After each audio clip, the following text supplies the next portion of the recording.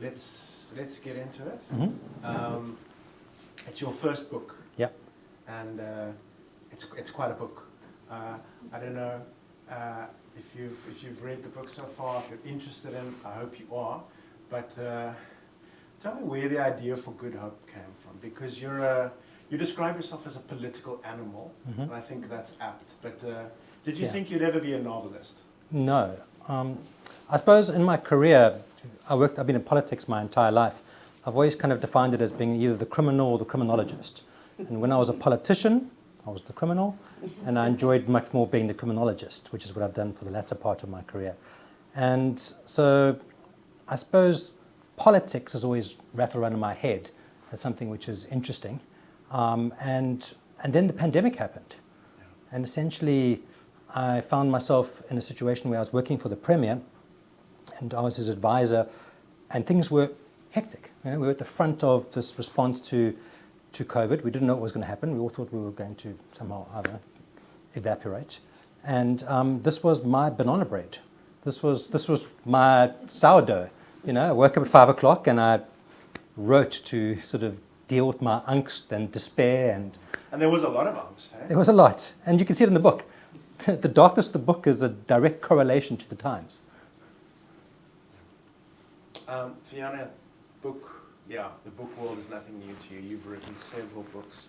You're a very, very versatile author. Before we get to The Hidden, tell us a little bit more about your trajectory and when you knew you wanted to write and how that's panned out for you. Okay, well, as soon as I realized that you can sort of put words in any order and form your own sentences and create your own stories. So we're talking maybe 5, 6 age, very young age. I knew that I wanted to be a writer. Mm-hmm. And I quickly realized that it's not a kind of paying job, so you need a plan B, you needed a day job as well. So I've worked as a journalist, and I would say in my 30s, I started working seriously on a novel that I thought could be published. And my first novel to be published it came out from Jonathan Ball in 2009, I think, and it was called Trinity Rising, which ended up being the first of a 4-part series. And I didn't realize it at the time, but I was actually writing YA. I was writing a young adult novel, which turned into a young adult series. And because I read widely across different genres, I wanted to write across genres as well. So I ventured into suspense, social commentary, what can I say, books with a romantic angle, literary fiction, and now this thriller, which is called The Hidden. And Spire was also... yeah. Would you describe it as an apocalyptic fiction? Yes. So you've done a lot, and you've been a bit of a jack of all trades, and I think you've mastered at least many of them, if not all. Well, that's for the reader to decide. But yeah, The Hidden, I think, is my 9th published novel. Yeah. That's quite incredible. Hey? And I think with the incredible publications that we've been seeing, especially the past few years, I think it does pay, if not in monetary terms, but in terms of satisfaction of getting that rush from writing. I think we're in a very good place when it comes to local fiction, especially on the English side. I'm going to stick with you and ask you a question about the setting of your novel. Mm-hmm. It's set outside of South Africa. Was that an obvious thing for you due to the nature of the story? Can you tell us a little bit more about what The Hidden is about and why it could only really work in the United States and not, for instance, in South Africa? Yeah, it was the first time that I was venturing beyond South Africa as a setting for a novel. And it was driven by the nature of the story. It's about a survivalist cult in the Pacific Northwest of America, and people who escape from the cult and try to live a normal suburban life. But then there's an incident which draws the attention of the authorities, and this family that are trying to live this normal life suddenly finds all the secrets of the past coming to the fore. And that whole setting of federal authorities, a hidden survivalist cult, a suburban setting. All of that could only really take place in America, so that's where I had to set it. Was America the craziest place you could think of? Because from my perspective, you often think, okay, how in the world can these things happen? And then you remember what happens on our shores, right? And everything doesn't seem so far-fetched. In terms of the approach to this novel, right? You've written a very clear thriller, but it's also a book with a lot of depth and a lot of feeling. It's also a family story. Right? How did you go about welding or sort of merging the two? Because it could have probably gone horribly wrong if you didn't get the balance right, and if there was too much focus on the thriller element at the cost of the human story. So how did you go about creating these well-rounded characters that find themselves in crisis? Well, what I did, I made a narrative choice that I haven't actually made before, which is to tell the story from the perspective of different characters. So each chapter has a character's name at the top of it, and the story, that chapter is told from that character's point of view. And I kind of go one chapter after another, and you quickly realize there are at least two timelines at play here. And for a while, you're not sure how they connect. And that often irritates me in novels as a reader. Yeah. You know, I'm just getting into story A. It can be quite jarring. When suddenly right? it's broken off and now you're in story B. Oh, but I wanted to go back to story B. And then it's kind of not very satisfying. So I had to do it quite carefully. And again, it's up to the reader whether I succeeded in holding people's attention. But I did it that way. A chapter per character and each person's perspective given in full in that chapter. Yeah. I think it's quite a challenge, and you really pull it off. Nick, I'm going to get to you with the next question. I want to ask you about the first chapter. I found it an incredibly memorable and very strong piece of writing, and you convey an absolute magnitude of information about characters, about who they are, where they are. Can you tell us a little bit more about that opening chapter and about the kind of characters that you introduce and the world that you build? Because it was particularly strong for me, I found. So this is the prologue, Yeah, the opening. Yeah. So that was, in a way, it was me putting my worst fears on the page. A lot of this book is me writing. It felt very personal. Maybe that's why yes, it's my so worst strong, fears into fiction. And it's about a woman who loses a child, not through death, but through essentially abduction. She comes home one day and her baby's not there anymore, which, you know, for a parent is kind of your worst fear realized. And I struggled at first to find the voice because we're in the survivalist cult now.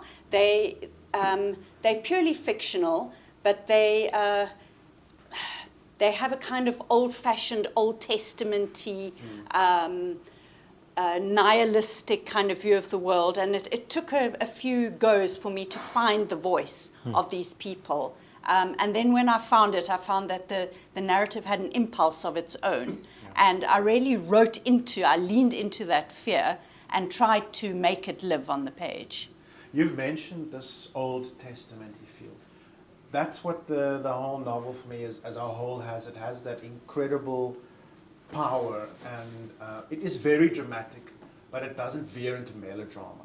I think that's a fear that you might have. Nick, with your, can we call it a conceit, if you will?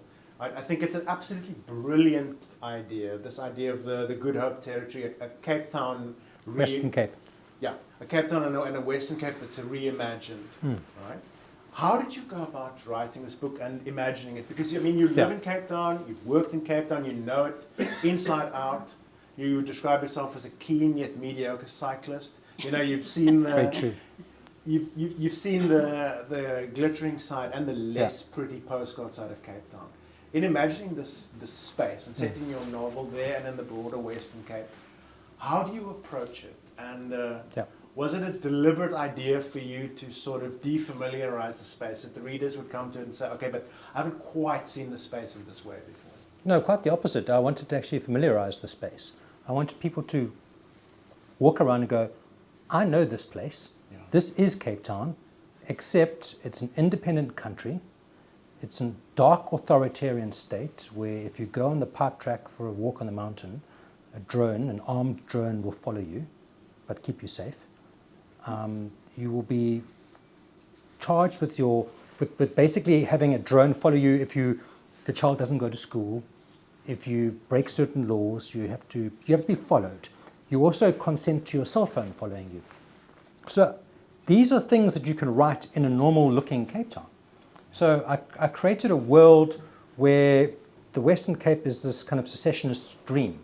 They go, okay, we want an independent Western Cape. Okay, I'll give it to you, but then I'm going to really talk about the actual point.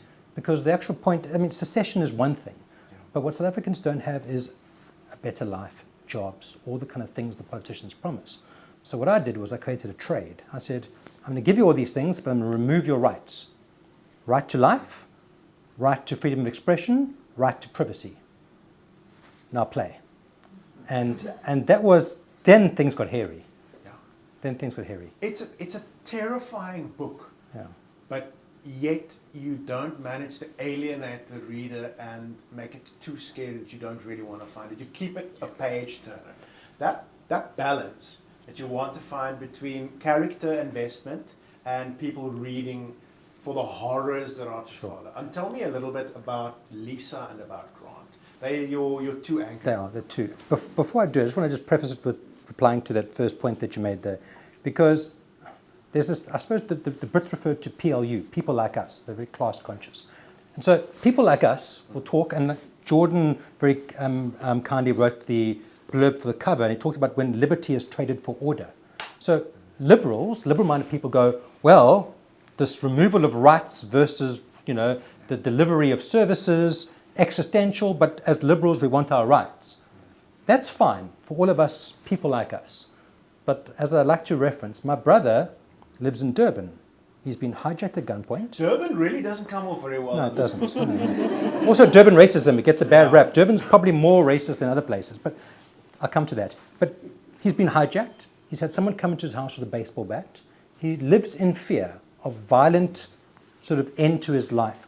And if I said to him, hey, here's this country I've created, he'd go, okay, I'll be there tomorrow. Forget my rights, I'm going. Right? It's that, and somewhere between what we say about our rights and all those kind of cool things, and actual people living in fear, somewhere lives South Africa. Yeah. And that's for me fascinating. And so that's where my characters have to kind of move between and make decisions. Sort of got to maneuver in a bit of a chess. And Lisa comes from Durban. Yeah. What happens to Lisa that sort of pushes her out?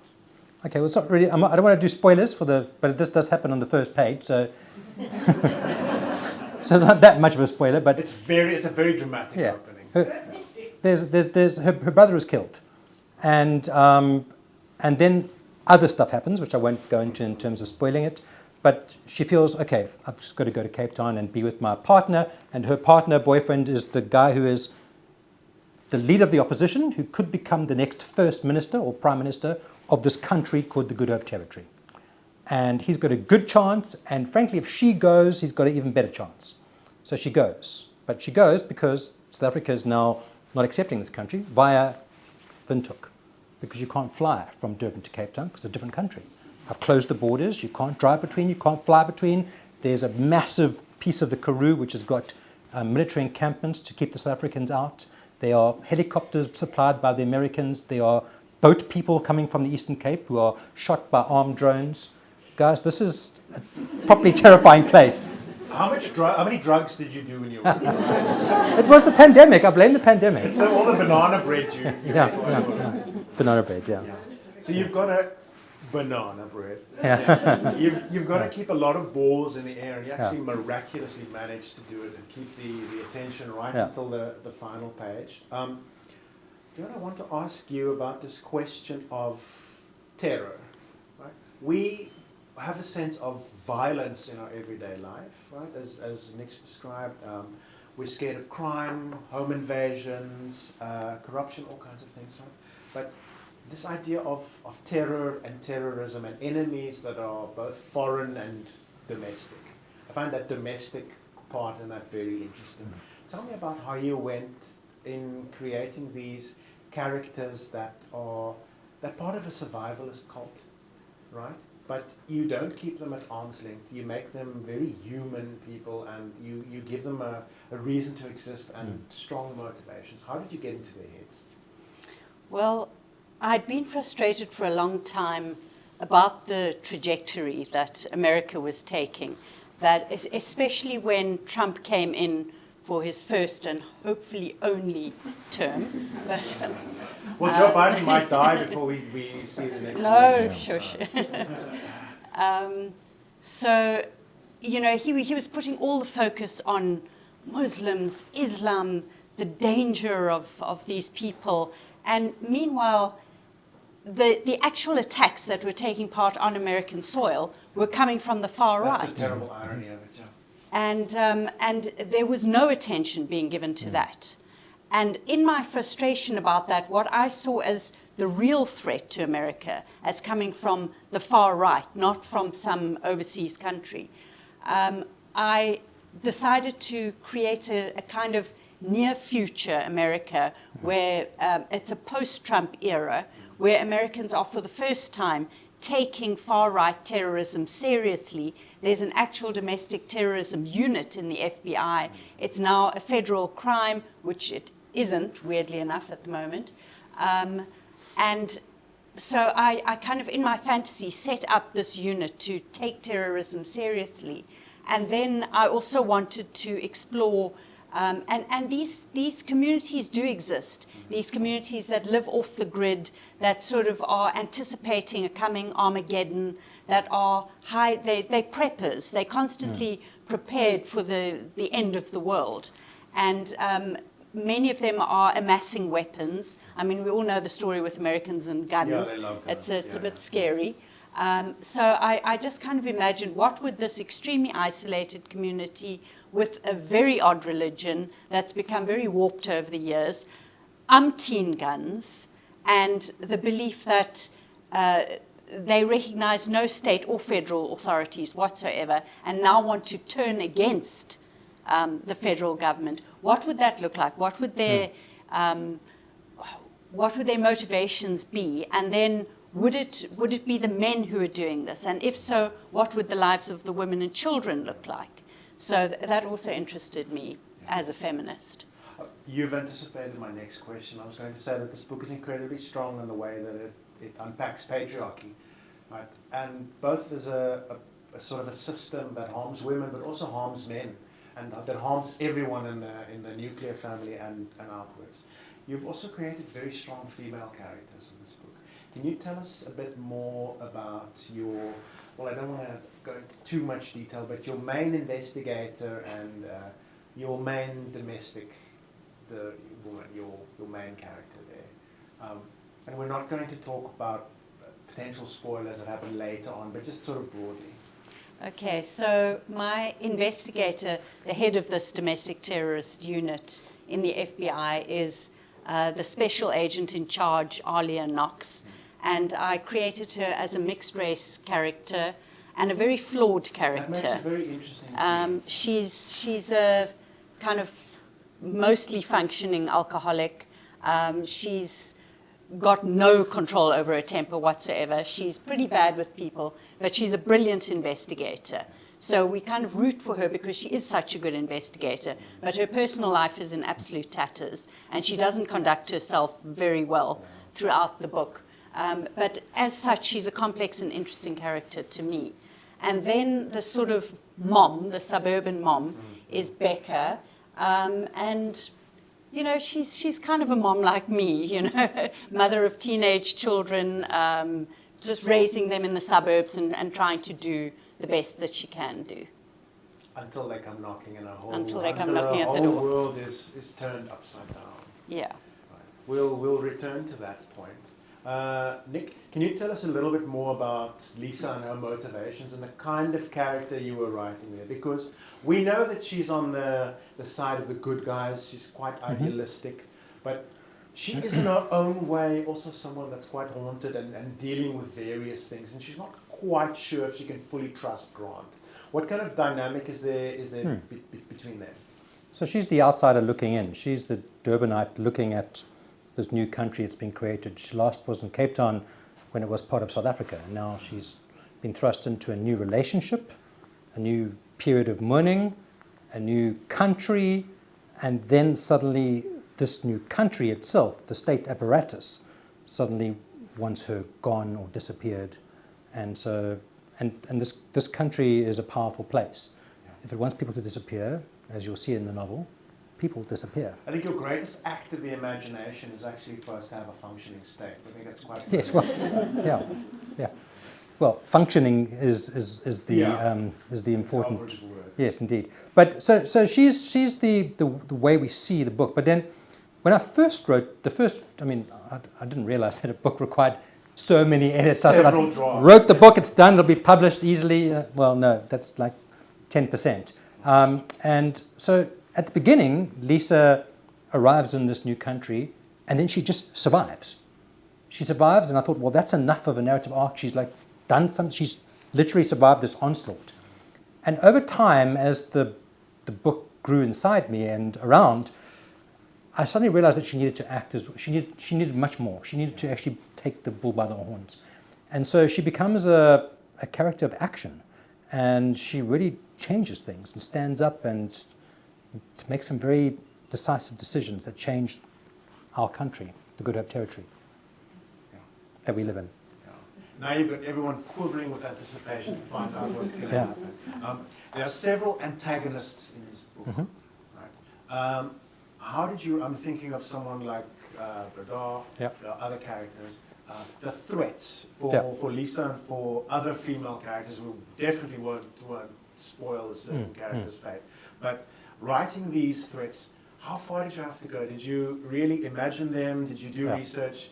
Did you actually go into sort of personal experience? I mean, you know politics inside and out, right? Did you go into like actual horror stories that you've encountered, or how far did your imagination go? Well, as far as the infrastructure is concerned, there's nothing in my book that doesn't exist somewhere in the world, which is the scary thought, right? Yeah. I mean, the kind of tracking, the cameras, the artificial intelligence, I mean, those kind of scores that you get as a good citizen in China, depending on the sort of things that you do.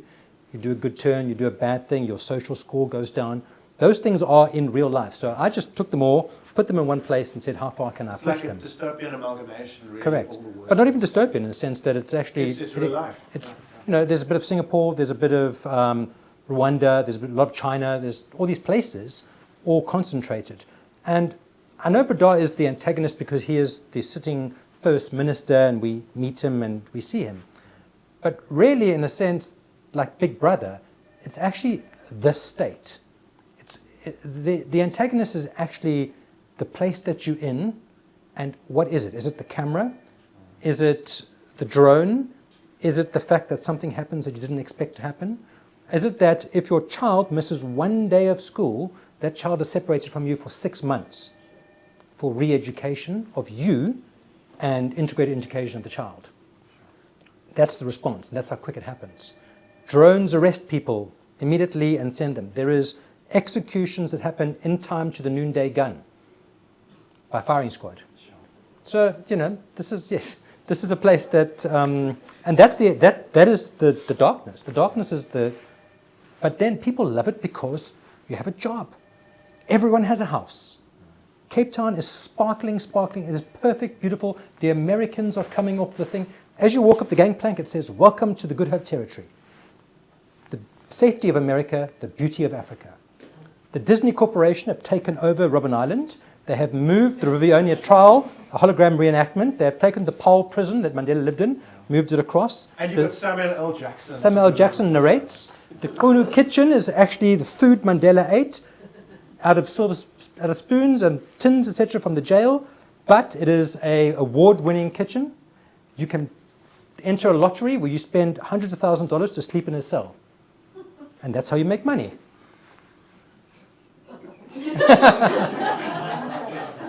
That was I was flabbergasted when I read this book at several points. Yeah. And I think that's quite an achievement. Of course, you balance the nightmare with the amount of coffee shops that are in Cape Town, right? Well, Because the that's characters normal. are constantly doing yoga and drinking coffee, and it's not quite that bad, right? Life is good. Life is good apart from the noon gun executions, right?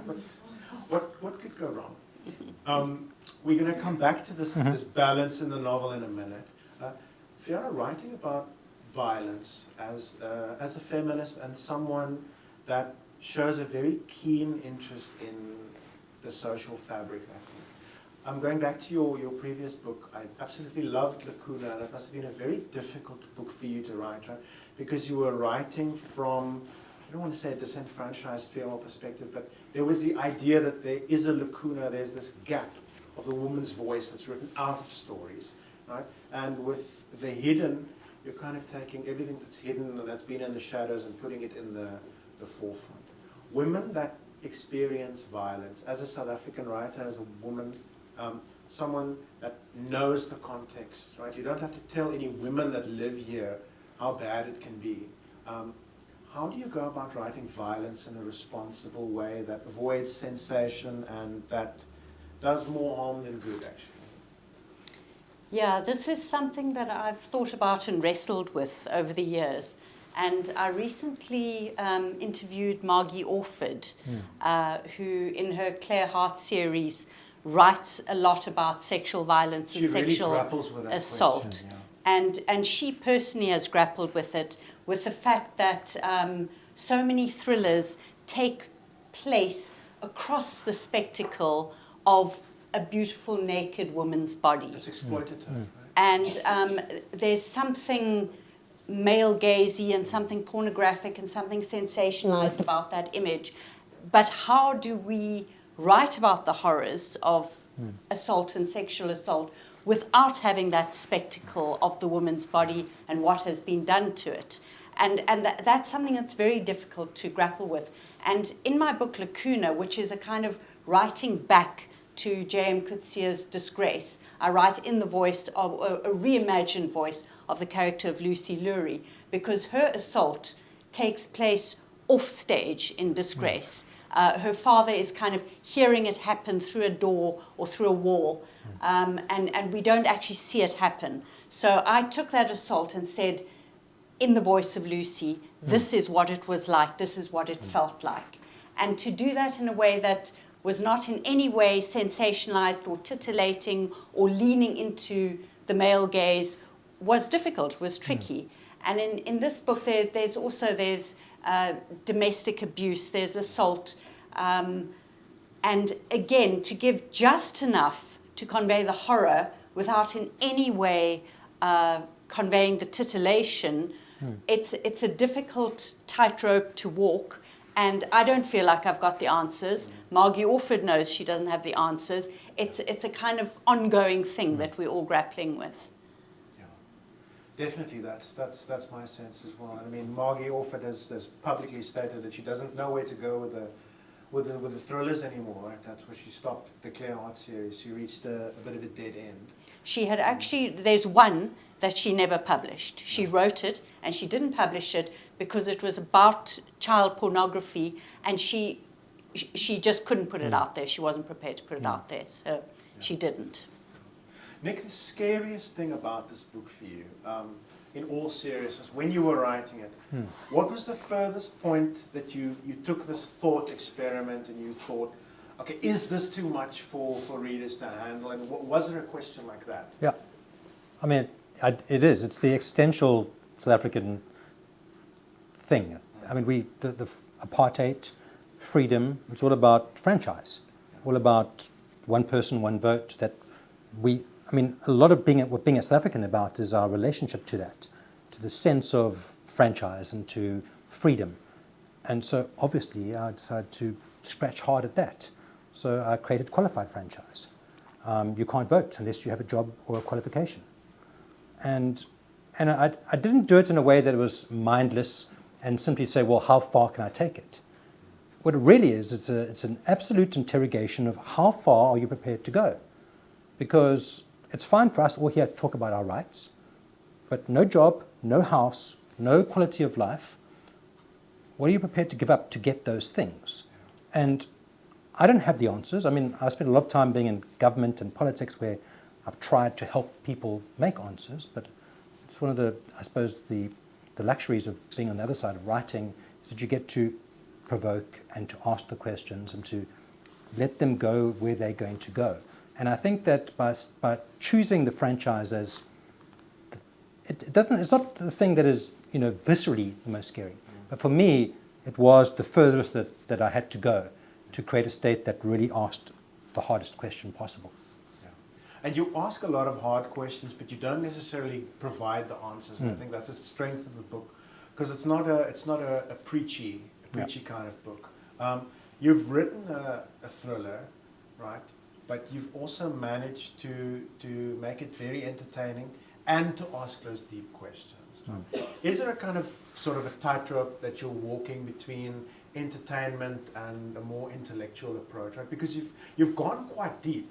I'm just thinking of the character of Grant, for instance, right? I mean, he is someone who takes his political theory seriously. He's an intellectual person, right? But he's also kind of an everyman. Yeah. The sort of the theories of statecraft and politics and all these things, the intellectualization of a reality.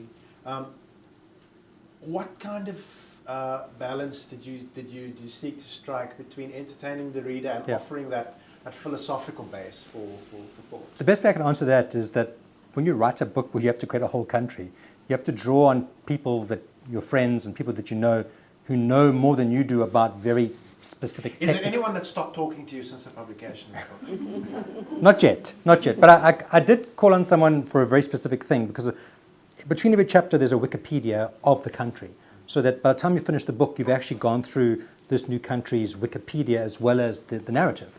And I sent it to someone to help me with the Wikipedia side of things. He started reading the book, and he went, it's a love story.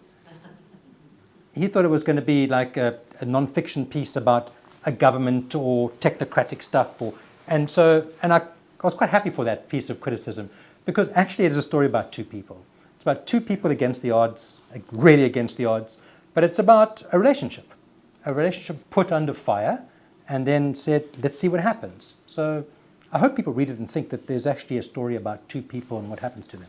Yeah. It is a very human story, and you are rooting for both of them. Right? Even though you don't necessarily know what all of their motivations might be, you've got that cloud hanging. Right? And I think that makes it very, very interesting, because you like them, you root for them, but maybe there's a bit of a double cross happening, and you just.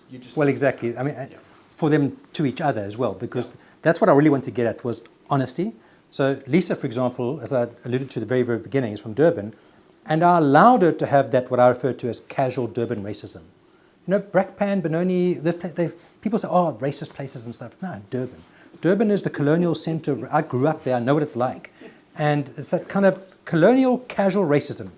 And I think Durban gets away with it. And so I baked it in there. So you might like her, but every now and then she says a clanger and you go, ooh. She can be a little bit problematic at times. Yeah. All right. So, let's not.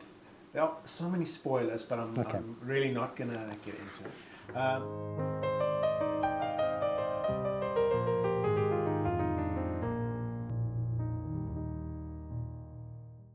Fiona, the title of your book, very much open to interpretation.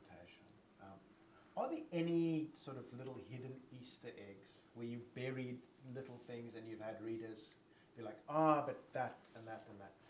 Was this a fun book for you to write? Because it's very serious, it's very thoughtful, but I think you've actually managed to have fun with the characters. I'm thinking of Alia, for instance.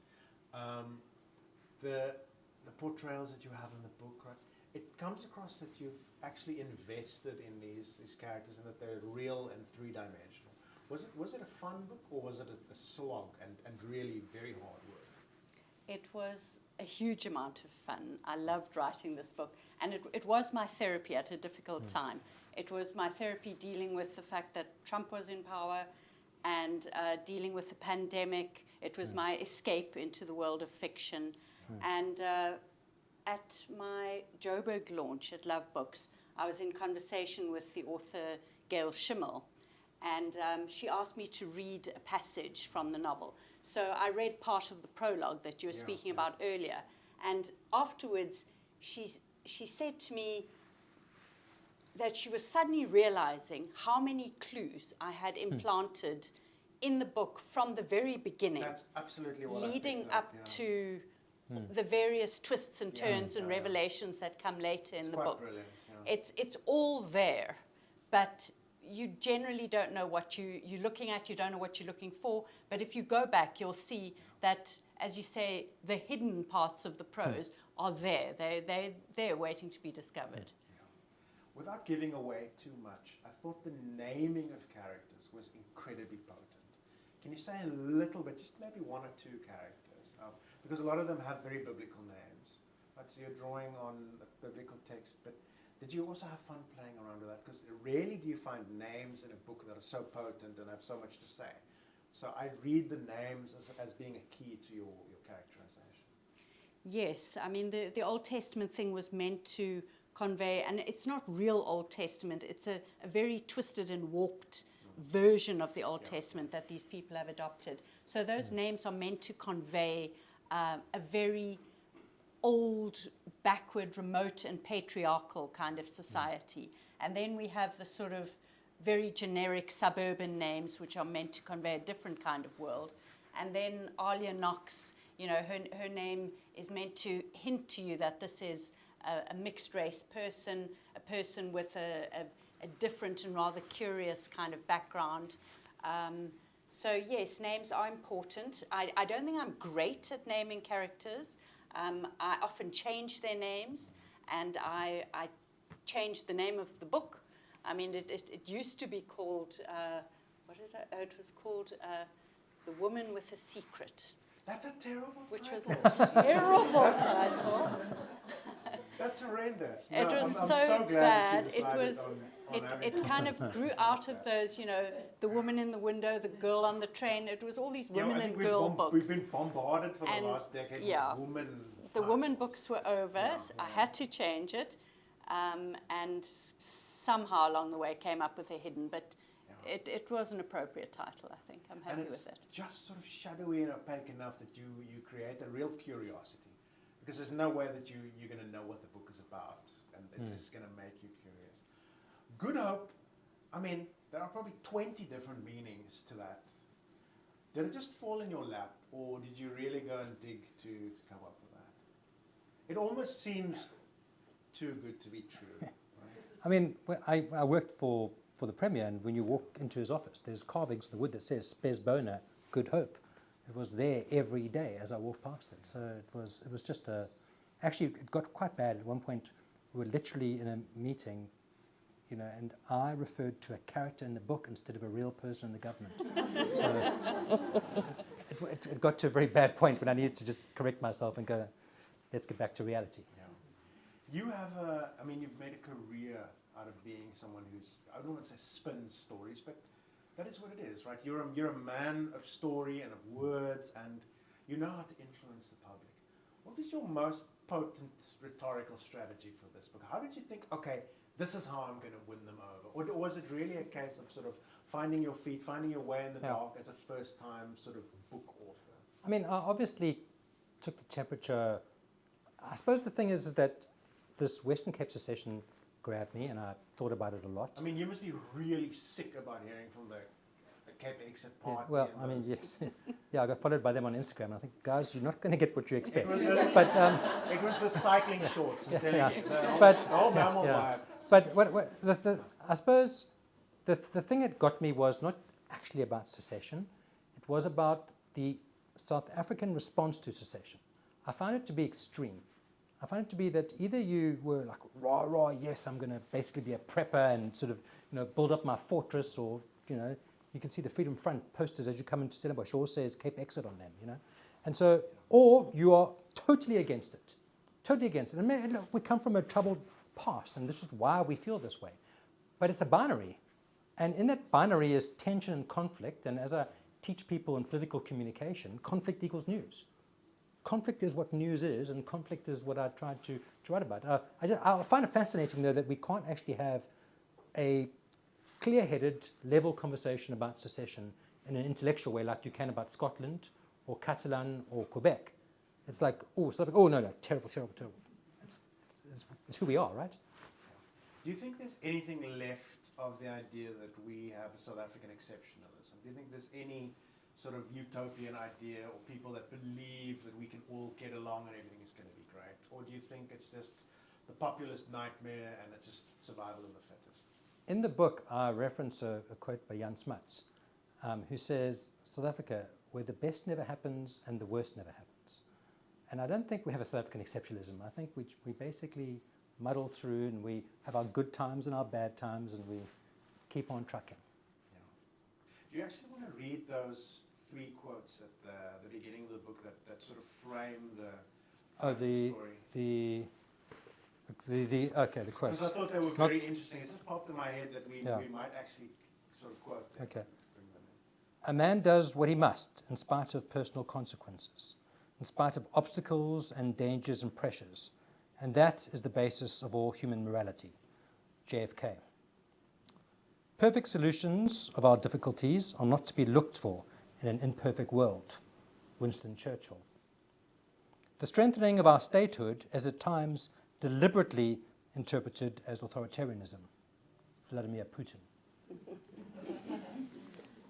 I think that was absolutely brilliant how you set that up, right?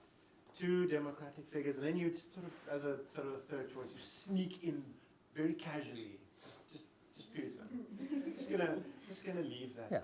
Yeah. Are you expecting the readers to be politically savvy readers No. to come to this with a set of expectations and then upending those? Not at all. I mean, actually, one of the pleasures of the book was to go a bit like you're a novelist and you write about something where you read something in a novel where you learn something about a profession.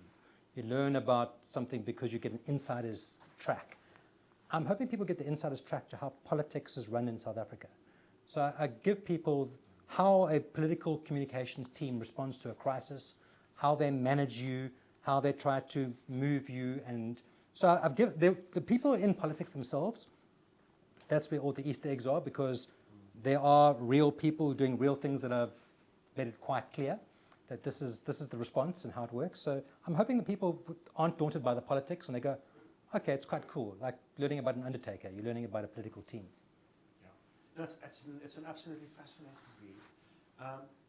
Fiona, I must say, reading your book was one of the most gripping experiences I've had this year. It is an absolute page turner. Are you a person who enjoys reading thrillers? And you've mentioned Gail Schimmel, who is a friend of yours and who's also an excellent thriller writer, right? A very, very accomplished writer. Are you picking up from readers and from your publisher in the wider sense that we're picking up and that we're really following the American market, especially when it comes to thrillers, domestic noir?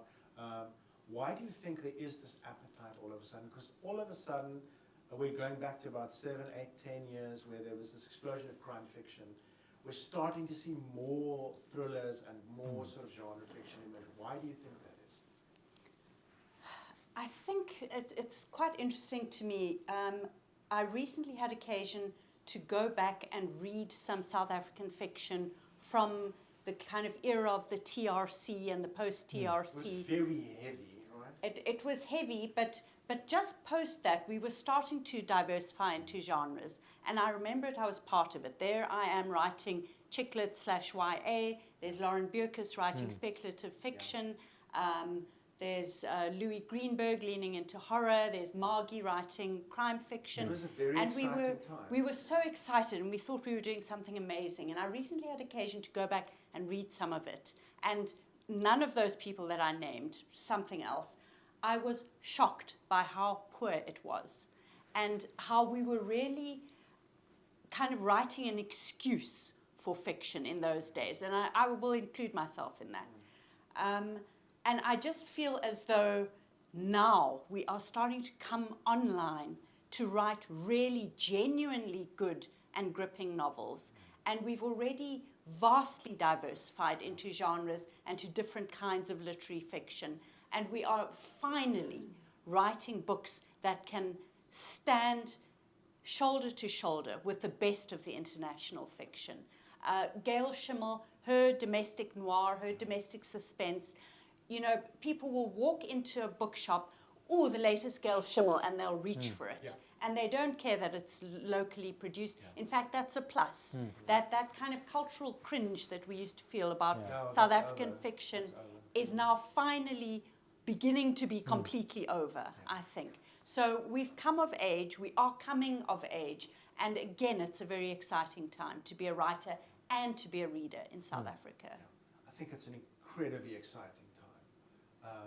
Just looking at the kind of debut works that we've seen this year, last year, people are experimenting. I mean, Nick, do you think this book could have been written 10 years ago? Well, I couldn't have. I suppose, I mean, that's a personal question in a way. I mean, could someone else have written it? I'm sure. For me, it was I just got to a point when the book came out of me. And I suppose, I know that sounds very kind of authorish, you know, but Because it's very much a right book, right moment yeah, kind of a thing. yeah, it just, because I think a lot of people have this thing, oh, I want to write a book one day, and will I ever, and it's like a pipe dream. But at some point it just came out, and I couldn't stop it.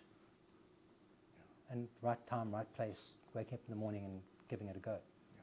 What was the most satisfying part of writing this book? Because I know you've spent years honing it. Yeah, well, finishing it, I suppose.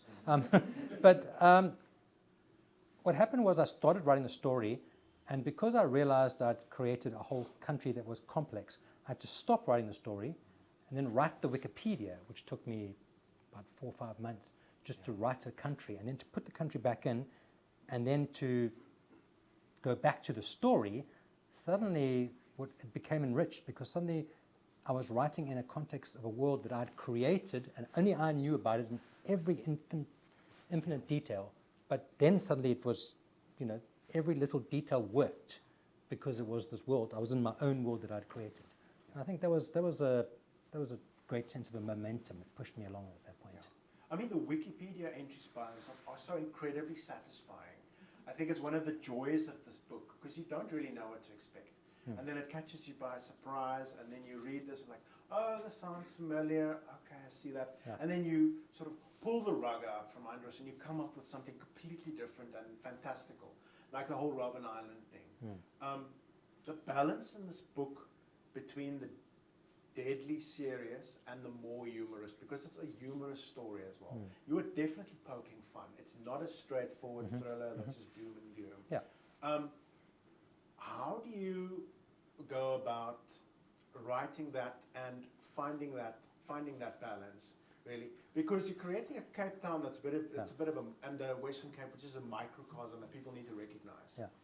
I wish I could take credit for doing any of that, but that's literally a function of my very dark, crazy sense of humor. I mean, I have a dark sense of humor. Yeah. My brain goes in weird. I basically just gave free rein to my brain and just said, go for it. And basically led to being on the page. I wish I could say there was a strategy or a process. I just went gush. And that's how my brain works, unfortunately. That's the very, I suppose, it's a thing that you've got to let the world see. And that's the hard thing, is that a lot of your psychology, a lot of your emotions, and a lot of you and your you-ness is laid bare. Yeah. Yeah. And it can be scary. Yeah.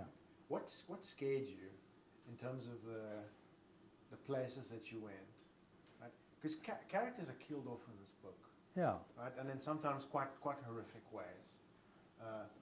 What was that like? I mean, it's a world that we can imagine where something like this could actually happen. That didn't actually scare me. That was fun, actually, right? I mean, speaking to a doctor and finding out how death happens and, you know, those kind of things, that was actually, you know... what was scary for me was that South Africans today would want to live where I'd created. You create a horror show and then people think it's a good thing. And I knew it, because in a way I wrote it for two audiences. I wrote it for people to actually feel that way. I want people, because I think that's part of the interest of this, is that you can read this book and go, I want to live there. And that's fine. Well, that's they've cool. got lots of electricity, right? That's one of the few And things there's they do for South Africa, is they give 99% power now. to South Africa. 99% of people are on the Wi-Fi, right? Not 100. Or was it 99.3? Elon Musk's Starlink covers the entire Western Cape, or could have territory. So it's satellite broadband. Yeah. But not everyone's on the network, right? Not. That's part of the story, Jonathan. Leave it. That's part of the story. I've got a feeling that we're running out of time. Fiona, a last question. As someone who has explored various genres, right? You've gone very serious, playful, young adult. You've written an apocalyptic novel. You've now written a book that's set outside of South Africa. What's next? And is there any chance that we might see a film adaptation of something that you've written? Well, The Hidden, actually, the screen rights were sold before publication, which was fun and exciting at the time. But it's always a case of getting the money. And when the money's not there, the film doesn't get made. So it remains to be seen whether the money will ever be found. But the screen rights were sold. And I'm currently working on two things at the moment. One is a sequel to The Hidden, and the other is a new piece of literary fiction that I'm writing. That's very exciting. I hope so. Well, you're not going to get rich from writing, but you do have the satisfaction of having genuine fans of your writing, and there's definitely one of them here. Thank you. Nick, I think you're going to blow away readers with the first book. I think you've set the bar particularly high. Is this your sort of one and done, or is there a Good Hope 2? You know, I do cycling races, and at the end of 200 kilometers, you say never again. And then you do it the next week. So I'll leave it at that. Sure. I think you've made everyone very curious. Let's get some questions from the audience. Before we wrap. Can I ask Nick a question? Yes, absolutely. Nick, I saw on your Instagram, I was so amused that you've been getting comments from people who think that you are pro this, that your book is a, yay, the Cape's independent kind of thing, and basically you're an ambassador for Cape Exit. So your little manifesto. Yeah, exactly. So I was amused to see how you handled that. You seem to sort of spin it around and turn it into a bit of a publicity thing. It was very well handled. I admired that. Thank you. I mean, that's the politics of it all, kind of coming back into my sort of reaction to media. Yeah, people essentially in the comments section who hadn't read the book, heard it was about this independent country, thought, well, obviously I'm selling a manifesto for Cape Exit. And so you're bringing back... As a white man? Really? You're bringing back apartheid. You know, are you going to say your best friends are black because you're clearly a racist? So I took all those comments and then I made a video with the comments saying, this is what people are saying about my book. And I'll make you a deal. Why don't you read the book first and then say whatever you like? So yeah, it worked nicely. Thanks. Spoken like a true spin doctor. That's brilliant. Yeah. Any questions? Yes, quite excited to read both of your books. Fiona, on your writing process, you've obviously written several books now, but how do you deal with distractions, everyday life? You have children, dogs, all of that, so cats, can't remember. Cats, just to clarify. So how do you deal with distractions in writing as you are writing several books? Are you a keen cyclist as well? I am not. It's changed throughout my life. You know, when I was a mother of babies or of toddlers, I used to dictate my writing. I used to walk around behind a busy little toddler with a dictaphone in my hand, dictate what I wanted to write, and then transcribe it at night when the children were in bed. When I was a mother of school-going children, I used to fit writing into moments in the day. I would try and write in the morning when they were at school. If I was sitting in the orthodontist's office and I knew it was half an hour, I would have my laptop and I would quickly do 300 words. So writing just flowed into the cracks of the day wherever it could fit. And now I do find I'm very easily distracted. So I get up early in the morning, I don't look at my phone, I make coffee, I feed my cats, and I sit down and write my words for the day. And then when I've done that, the day can do what it likes. How many words a day? So I'm working on these 2 projects. I'll do 400 words on one and 300 on another. Why 400? It just works for me. Okay. By the end of a year, I will have 2 completed Wow. novels at that Are pace, those working 5 days a 400 and week. 300, are those words that have been sort of carefully edited or just very rough? Rough, but the rough of a fairly experienced mid-career author. So you're trying to say that which- it's really good. No, it doesn't need that much editing. When I wrote Trinity Rising, Yeah. it was horrific. It was so rough, it needed almost a complete Was it as rewrite. bad as Twilight? Can I ask a Actually, question? my Twilight. Because you mentioned that when you had babies or young children, you dictated.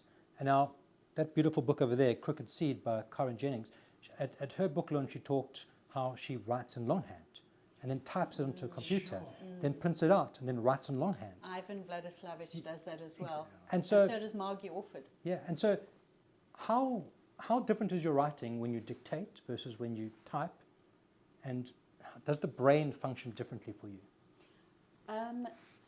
Initially, I struggled with the dictating because I was dictating really pretty random rubbish. I got better at it. Writing is very much it's a skill, not an art, and you can get better at a skill by practicing it.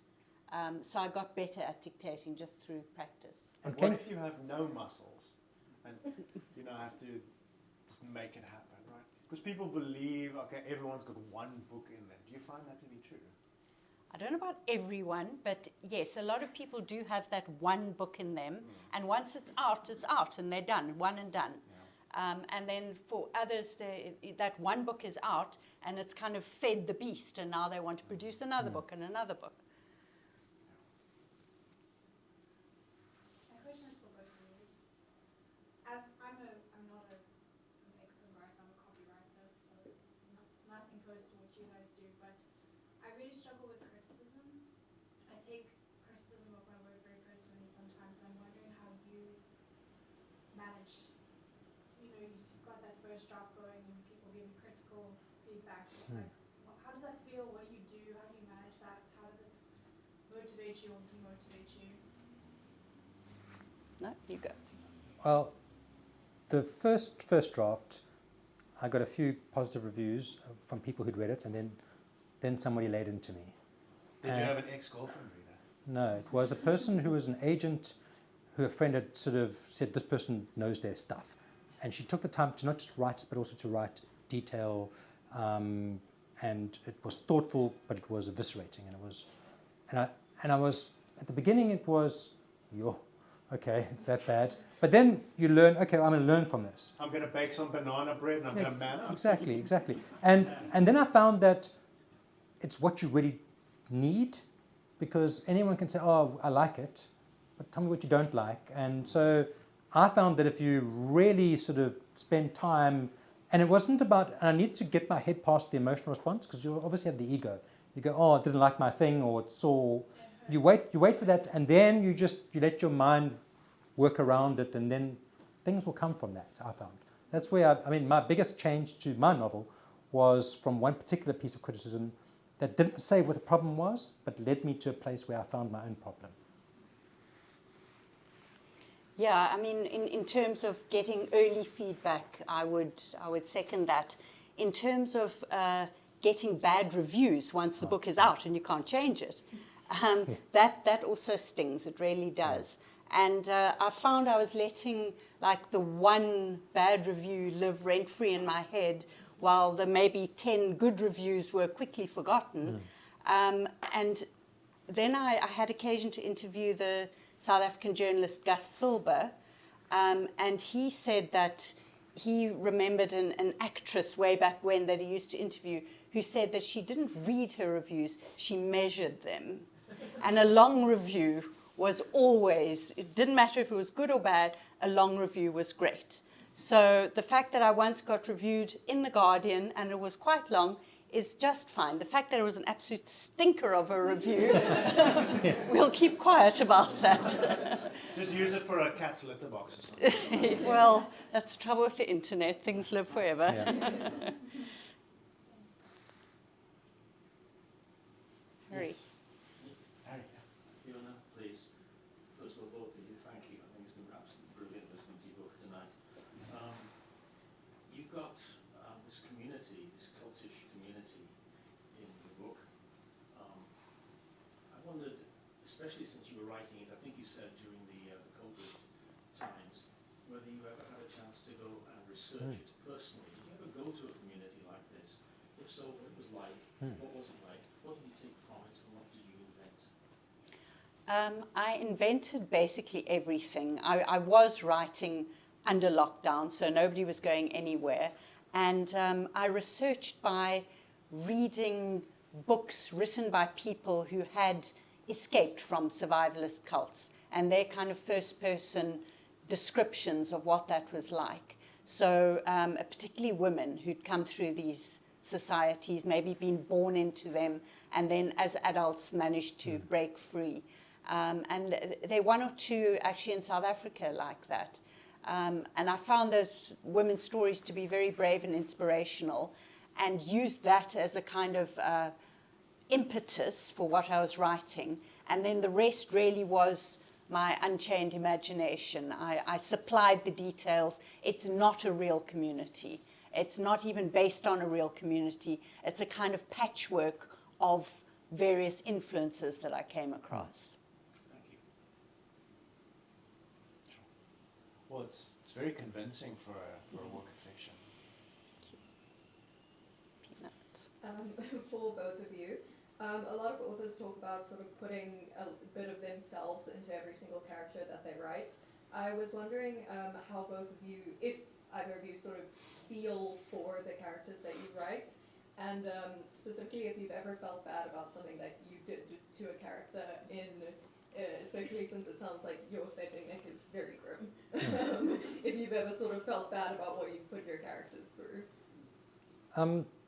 Firstly, yes, they both. I mean, all the characters have a bit of you in them, and also a bit of the people in your ecosystem, your friendship group, and you draw bits and pieces because that's what you're coming into contact with and that you know. But a lot of yourself, and not just into your main character, but I mean, I have two main characters, male and female, but there's me in both of them. I quite like putting them into this world and see what happens with them. And as they go through places where they do things that you don't expect, and I found that I wish I could say to you that I felt bad about doing something, but they kind of did it themselves. I can't explain it any other way. They did it themselves. They suddenly were doing things and they become their own thing. They almost like leave you, become themselves and carry on the screen or the page, and you're just doing things for them by that stage. That's exactly what a politician would say. But it's true. It really is true. That's how the process felt. Yeah, there's, without spoilers, there is one death in The Hidden that was very difficult to write. And in the spirit of leaning into my deepest fears, I let it unfold, and I knew from the beginning that this was going to happen. And it did feel bad. I still wince when I think about it, and I feel inclined to apologize to the reader for it. That was a tough one. That was difficult to write.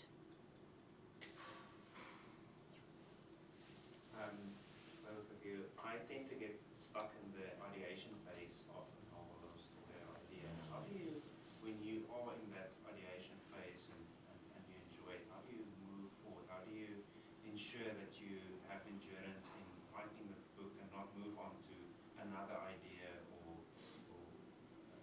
leave it because you feel the other idea feels better? So. I guess you just write two books at the same time. Yeah. That's, yes. When I gave myself the freedom to work on more than one book, and I have written 4 novels simultaneously, and they were all published, so it did work. Wow. So when I gave myself permission to do that, I stopped being the fox that was sort of chasing multiple bunnies in a field and managed to actually finish the project. But I think I managed to articulate this once, which is it's not enough to have a premise for a book. You have to have a plot. And a premise is, people are stuck on a spaceship and they off looking for some precious mineral that they need to take back to their home planet. That is a premise. That's not a plot. Yeah. When you've got, okay, there's a man and a woman and they on the spaceship and they don't know each other very well, they are going to fall in love. The spaceship will be attacked by aliens and it will go through a meteor shower which will destroy the force fields and they'll have to rebuild them and they'll end up drifting randomly in space and they're aware that the planet is dying and they'll manage to rebuild the engines and get back to the, let's say. And one of them is a morning person and the other person isn't. And one's an evening person. That's a plot. Yeah. That's a beginning, a middle, and an end. And when you start writing, as Nick said, you don't know where those characters are going to take you. They will kind of take on a life and take you in different directions. So it helps to know the beginning and the end and some of the waypoints along the way. And with that all in mind, let the characters play. Let them do things themselves. I don't know how you deal with it. Practically what I did is I got these big glass windows and I just took coloured post-it notes and for weeks, maybe months, there were just these, the entire window had like a post-it note curtain, which was how I was going to move the plot, where there was a narrative arc. And I was playing with them, moving them in this thing that was essentially the view of outdoors, was essentially the post-it notes. And I found that was, and you live it. Every time you walk into the living room, suddenly there's your plot, or what your plot is not. And for me, that was a way of just being able to not just focus on a piece of paper, but actually, I'm a very visual person, so it helped me structure it nicely. Sure, that's fascinating. Any last questions before we wrap up? Now I guess the last thing is for the... This one, yeah. I'm just interested, you said the book started in 2007, Yes. Thabo Mbeki's era, kind of. Yeah. Why? Why? Because it just was the perfect moment in time. So this isn't really a spoiler, it's just context to the country. But it was the year that Jacob Zuma became the president of the ANC. And the conference was in Limpopo. So everyone in the ANC travels up to Limpopo to elect Jacob Zuma. While they're all there, the Western Cape shuts the border and doesn't let anyone back in. There's your problem solved. It was a very neat way to get the And that's the ANC. difference between a premise and a plot. Right. Sure. I think we could speak for another hour at least. I think you've made everyone really curious. Thank you. This was not only an interesting discussion, but I think for any budding writers out there, I think it's been very helpful and very practical and interesting.